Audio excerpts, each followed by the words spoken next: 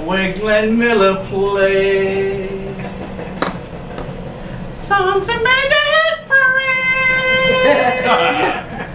Guys like us, we had it made. Those were the days. And you know what you wonder?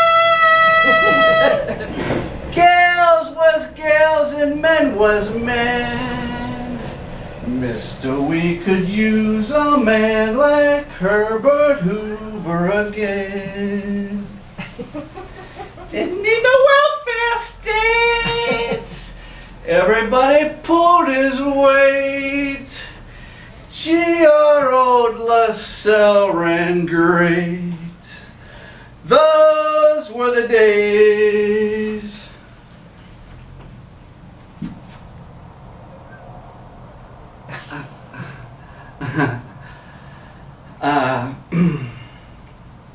Fellow Toastmasters, oh, you guess here, no surprise. Well, those were the days, really. I mean, if you think about it, it seemed, so much more relaxed and casual.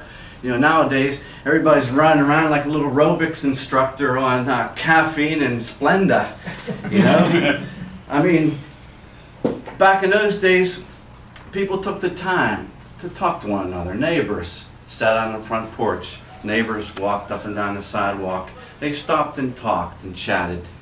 It was just pleasant. Well, it is until it started getting cold and snowy. Then you didn't see the neighbors. The only way you knew there were actually people living in the house is if there was an old aluminum lawn chair sitting out in front of their parking space. Hey, you'd be mad too if you spent all day shoveling a walk for Mr. Cohill to just come driving in a clean spot like that. Boy, I'll tell you. But while we were inside, families got closer together. I know I got closer with my brothers and sisters. There was 4 of us. I was the oldest.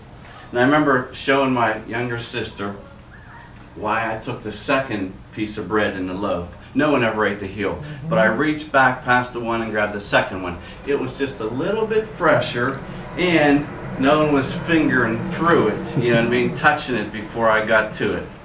Now, don't judge me, but back in those days, people ate white bread. Okay? The next day, I hear my younger brother teaching my baby brother how you're supposed to reach back and grab the third piece of bread because the other kids won't get all grimy and it's a little bit fresher. Boy, I'll tell you. So no one ever ate. It's funny, the first 2 loaves of bread, the first 2 pieces, made it all the way to the end. So there's the heels and those 2 pieces that no one ever touched. Mom would be like, there's still a couple pieces left. Nah, it's okay, I'll get a new loaf of bread. The other thing us kids knew was there was one bowl that we never used. It was the bowl that the turtles lived in. Those little tiny, and the turtles died in. That bowl sat in the back of the cupboard and we never touched it. We wouldn't eat cereal if that was the only bowl left. Mom could never figure out the bread or the bowl thing, But families worked harder. They had responsibilities. I think the family was closer together. My dad had a regular job and he worked 2 part-time jobs so that he could afford to get us a nice house in a nice neighborhood where we could have a nice backyard with a little tree and a place for the dog to run around a little bit. We had 4 bedrooms. There was a game room. It was nice, And no sooner did we move there, a couple weeks later, we load up everything we have in the back of our station wagon. All our camping gear, all our stuff, all our toys, smothered all into that little station wagon. Everything we own, the family dog, and we're driving in the heat on the highway 2 hours north of here to go to some cabin. Did you know there's a law if you're in a station wagon you can't have the back window open? What did they come up with that for? Are they trying to kill the kids back there? It was crazy. So we get to this place, and the house was terrible. It must have been closed up. It smelled awful. We put up the tent. We stayed in the tent, and it started raining. And it was raining. We're getting wet. So the only water we had was this well thing, and it smelled like rotten eggs. It was nasty. And there was a creek.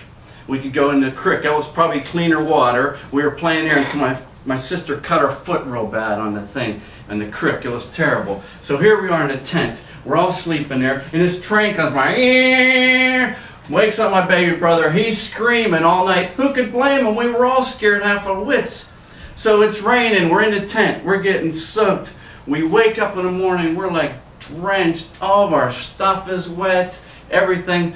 My brother had these 2 huge mosquito bites on his back. Oh, it was terrible. I had mosquito bites all over me and my legs. It was awful. My baby brother was still crying. What was that? What was that? My sister's foot, I think, was getting infected. But Mom is deciding she's going to pull this all together. She's going to make it together. We're going to have a gourmet breakfast.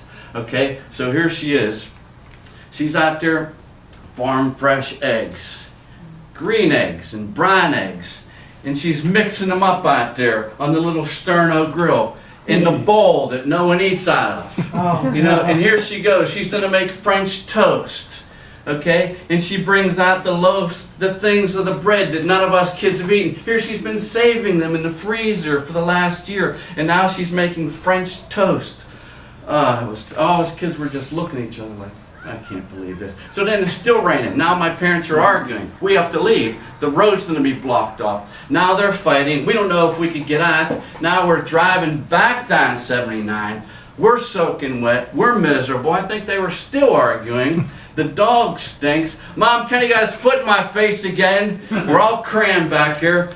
It's awful. But you know what? Now I'm all grown. I live alone. And wouldn't it be nice if I could just have a little privacy without a Toastmaster meeting breaking out?